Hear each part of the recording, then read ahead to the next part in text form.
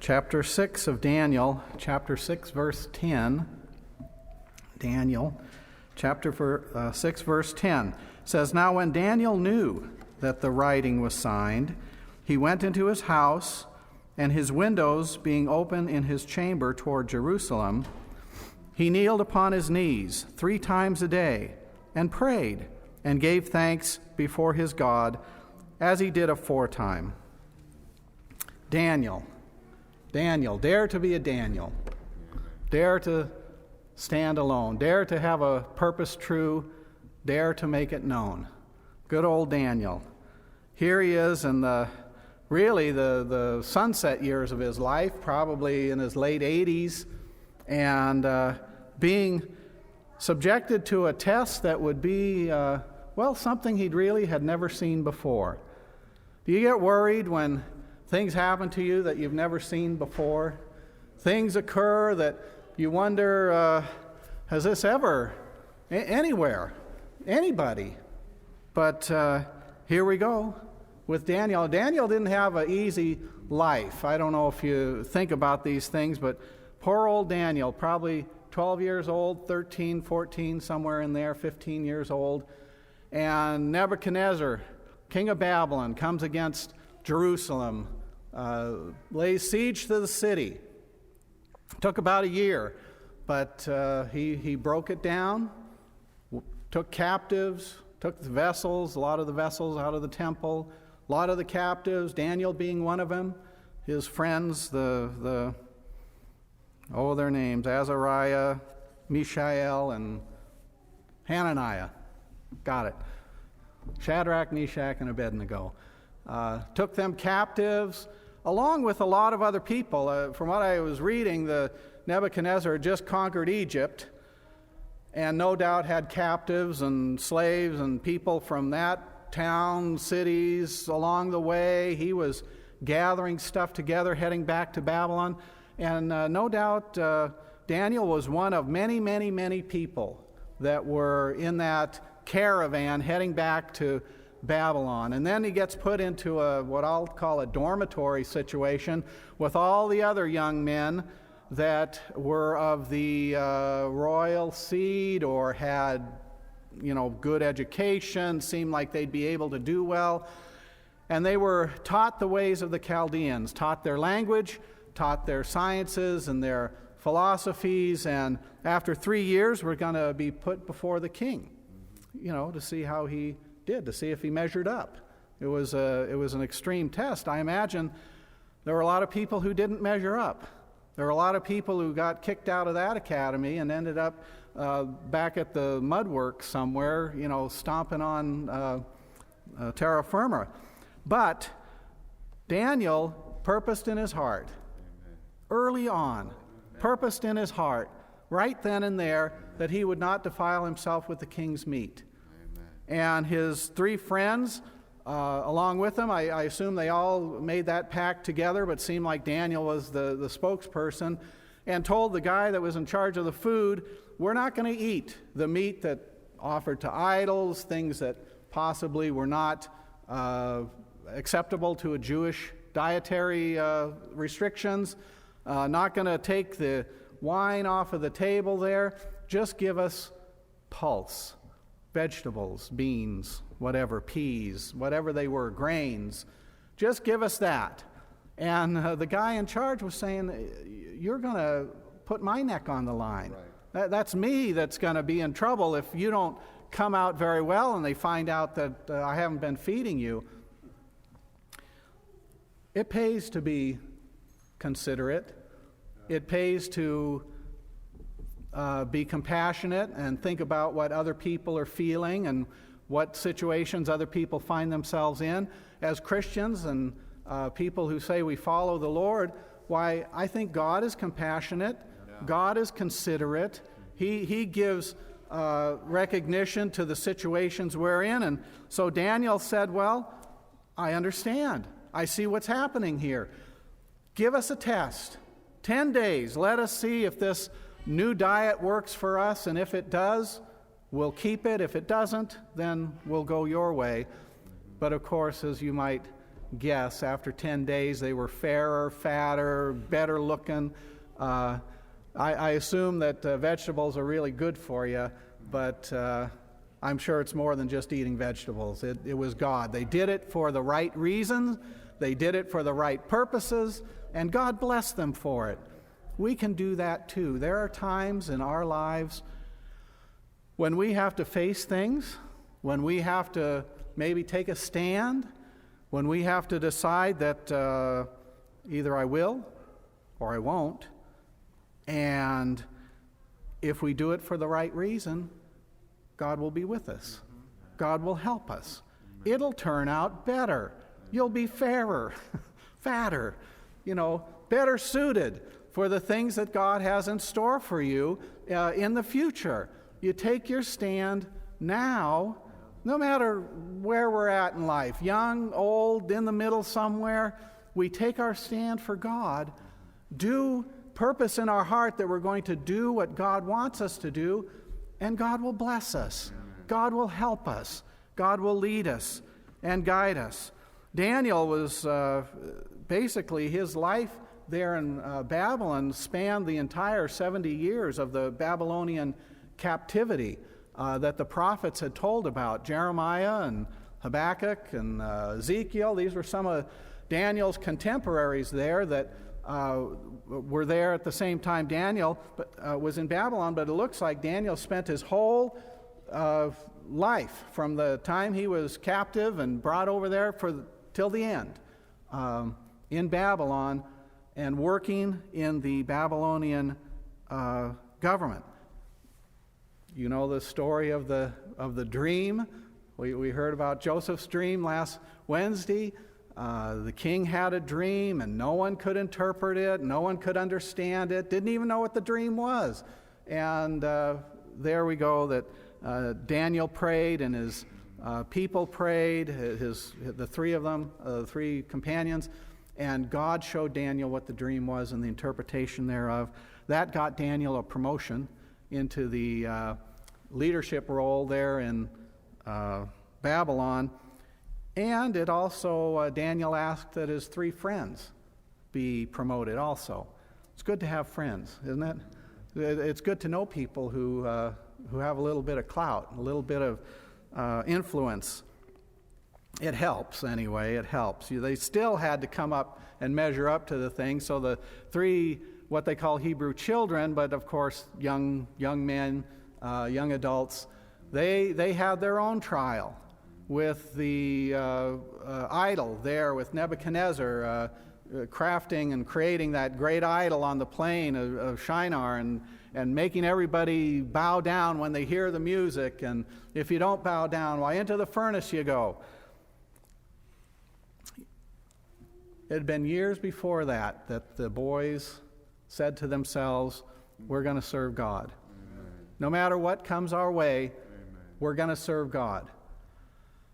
They had no idea, no idea that they were going to have to one day stand in front of everybody, their peers, their contemporaries, the governors, the leaders of all the different provinces, standing out there in front of everybody, in front of the king.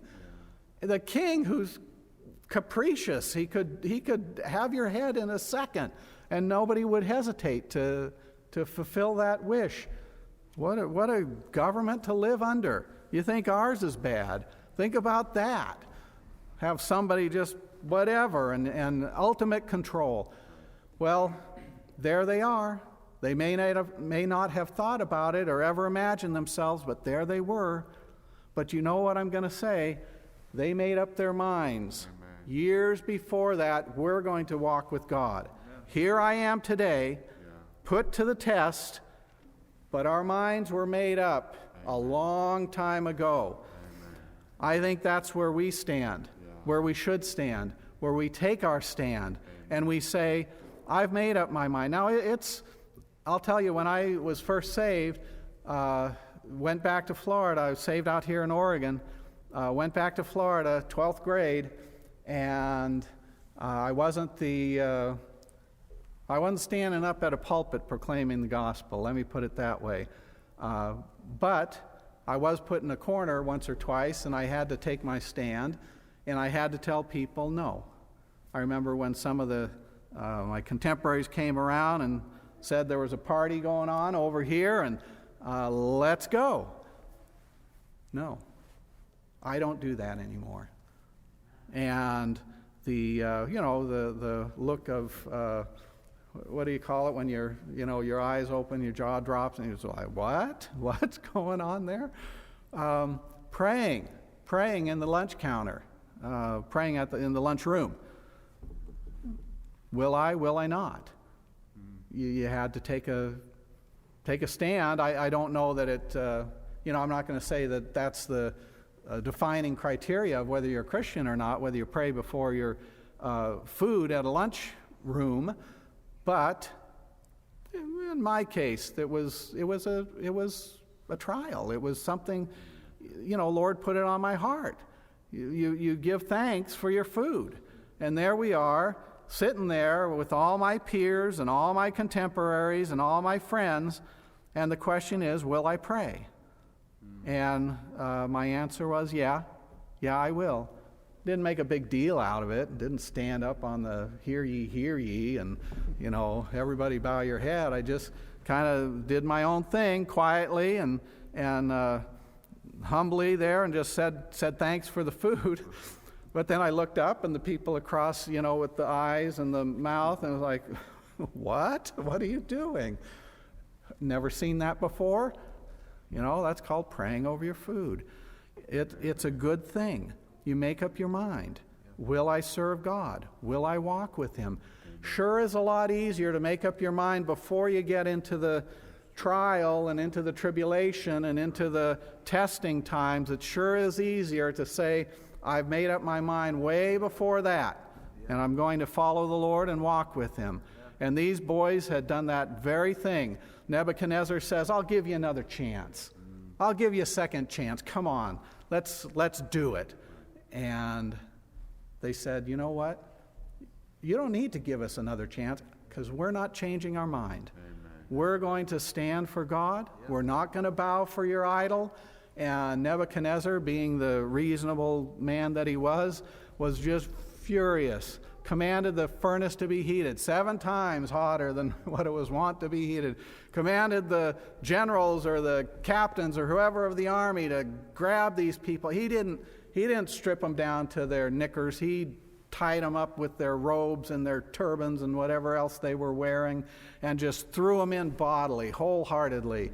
So hot, the furnace was so hot that it actually slew or killed the men who threw in those 3 young men.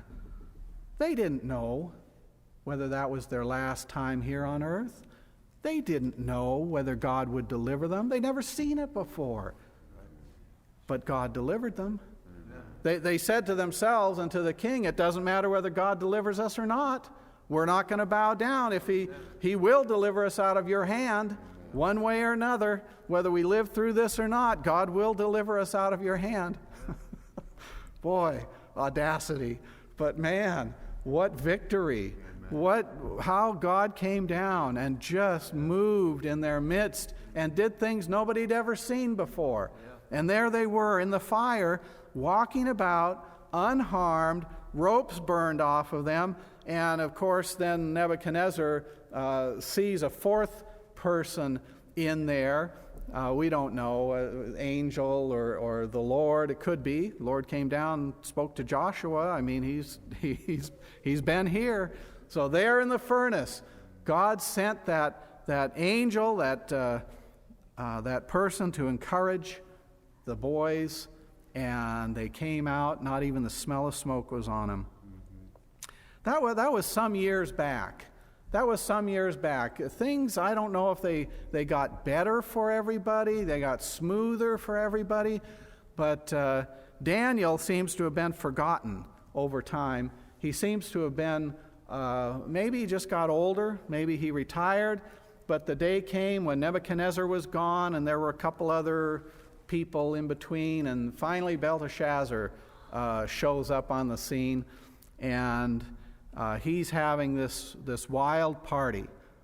And he calls for the vessels from the temple in Jerusalem to be brought to the party, so that him and his all his party goers can drink wine out of it and have a good time. Fancy stuff. And there, had they no sooner had done that they see a hand writing on the wall.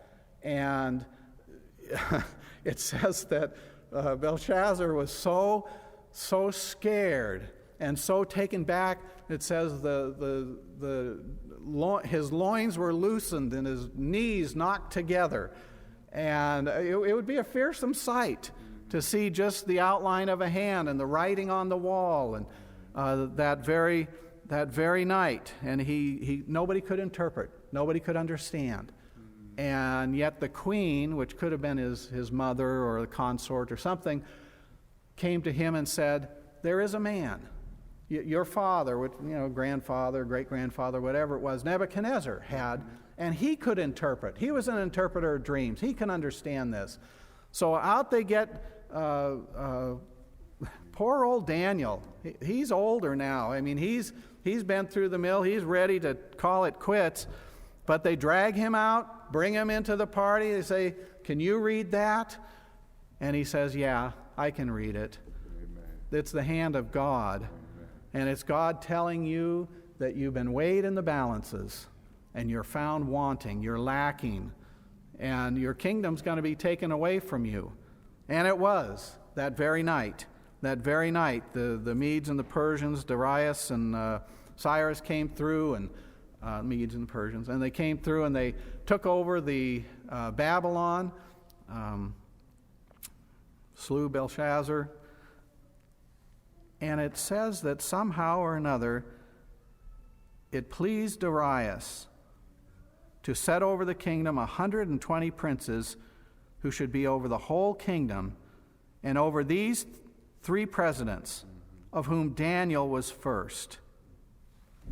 So here's Daniel, up in his 80s, called back to service, called back to be part of the executive branch of government and to help. Now maybe his influence was just there in Babylon. I don't know how broad he was able to cast his influence. But anyway, Darius thought he was the best and put him in charge of all the others. And you know what? All the others got jealous. They got envious. They thought, why is this foreigner here over us? We're smart enough. We're good enough. We've got the talent. We could do a better job. Or they just wanted the fame and fortune that went with being the top banana, at least by the king there. And so they devise a plan. They think to themselves, we can't get Daniel through his work for the king. Right. The king loves him. He loves the king. He actually does a great job with all the administrative duties that are given him. Where can we get him? Where can we find fault with him? Oh, I know. He prays. He's a praying man. He serves God. He serves God fervently and exclusively and zealously. He serves his God. If we could find a way to get him between him and his God, why we've got something there. And so they hatch up this plan that they're going to go to the king. They're going to appeal to the king's ego. Have you ever heard a king have an ego? How about a president? Governor. Yeah. So appeal to the ego, appeal to their self-infatuation, their self-importance, and they say to Darius, no petitions of any god or any man for 30 days except for you, king, because you're just the man. You're the one. You're great. And, from your hand, all of us are fed, and by your graciousness, we're all, blessed and have this wonderful place here.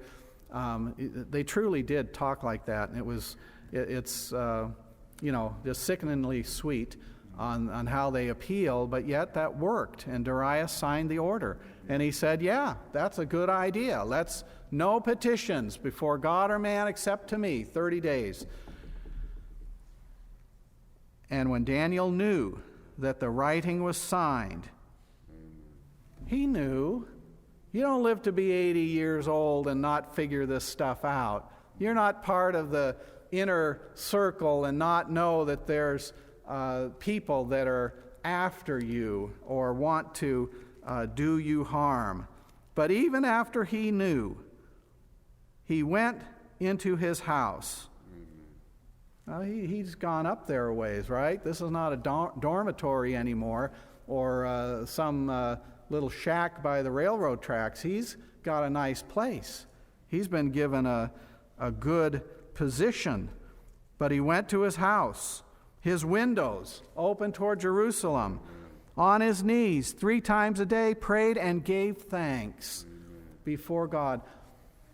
Here's the kernel of the issue. Daniel was in trouble. He knew he was in trouble. There was a problem. He knew there was a problem. He knew there was this looming trouble right before him. Anybody who does that, a petition, man or God, into the lion's den, he knew it. He knew the decree had been signed. He knew he was facing a really tough issue, and yet it says that he prayed, not only prayed, but he gave thanks. He gave thanks, even in the middle of his trouble, even in the middle of this horrendous problem, he gave thanks. What about you and me? Sometimes we think our problems are so big, and we stand there and we say, why God? Or we feel that lament, and God bless us. We need to lament every once in a while, and that's just part of the package, I guess. But we take comfort from God's Word, and we take instruction and guidance from God's Word, and we see where this man got on his knees in light of all the potential. This could be it. This could be the end. But yet he got down, he prayed, and he gave thanks. I wonder sometimes if we run into things, and we do, where we've never seen them before. We've never had this trouble. We've never had this problem. We don't know anybody, perhaps, that has ever had. It reminds me of when Jesus told his disciples, let's get into a boat, go to the other side. And this horrendous storm came up, and they woke up Christ, and they said, do you not care that we're perishing? Think about it. What did they expect him to do? He had never calmed the storm before. They never seen him control nature or do anything of any. I mean, what did they expect him to do in the midst of this terrible storm? They'd never seen anything before. You and me may be in that same boat where we've never seen God work before. We're in the middle of a storm. We've never seen the storm like this before. We've never seen God work in a storm like this before. But did that keep God from working? Did that stop him from being able to handle the storm? No. They woke him up. They said, don't you care that we're perishing? And he says, why are ye fearful, O ye of little faith? Why are you fearful? That fear that can just paralyze you, that fear. There's a proverb that says something like the fear of man is like a snare. It's like ropes tied around you. It just gets around you, and you can't move. You can't go forward. You can't go backwards. You're just tied up as tight as can be. You roll around on the floor a little bit, but you're not going anywhere. The fear of man is a snare. But trusting the Lord, you're safe. When you trust God, you'll be safe. And that's what these disciples found out, that even in the midst of a storm, they'd never seen Christ work anything quite like this, but he got up, he said, peace, be still. The winds quit, the waves calmed down, and they were astonished. They were astonished. They said, never, never has a man been able to do something like this. Let that be your testimony, my testimony. When we find something really, really difficult, and maybe we've never seen anybody go through this or even seen God work on that level, that doesn't mean God can't.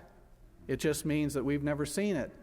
God can do anything. Why are you fearful, O ye of little faith? Stand up. Be like Daniel. Dare to be a Daniel. Dare to take a stand. Dare to have a purpose firm. Dare to make it known. Well, Daniel ended up in the lion's den. He ended up being put in there overnight.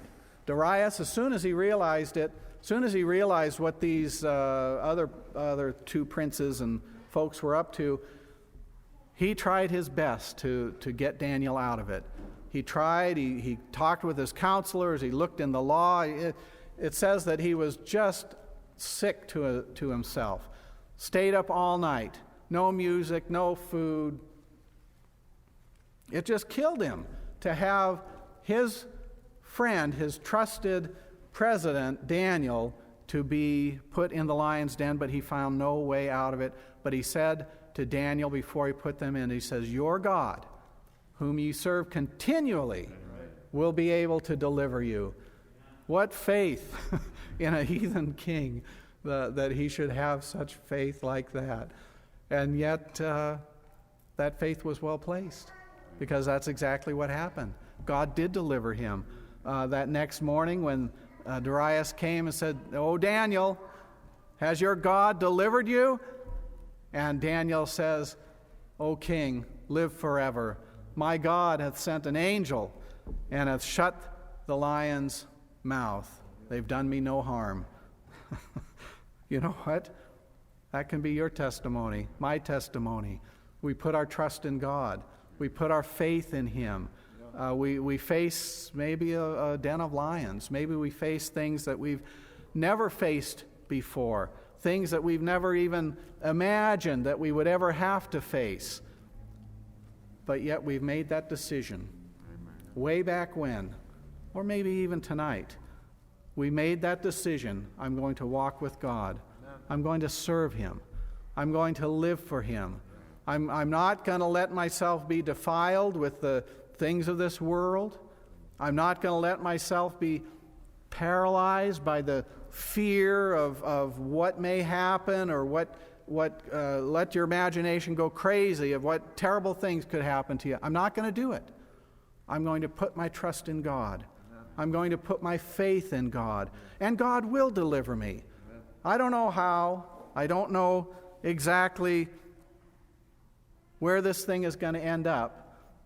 But one thing just to end with, I know when I was listening to the story of Joseph last Wednesday, where I thought to myself that the perfect story for Romans 8, where it says, "And we know that all things work together for the good, to them who are the called according to His purpose, to them who love God and are the called according to His purpose." Perfect story of showing that even though Joseph didn't know the ins and the outs, all things work together for good. Daniel, perfect story. Didn't know the ins and the outs, didn't know where this would end, but all things work together for the good. And just a little word to end this with. Everything will work out in the end. We got to have faith. Amen. We got to have confidence in God. We need to put our trust in Him even when we don't feel like it, even when we don't know what's going to happen. But everything will work out in the end. And if it's not working out, well, it's not the end.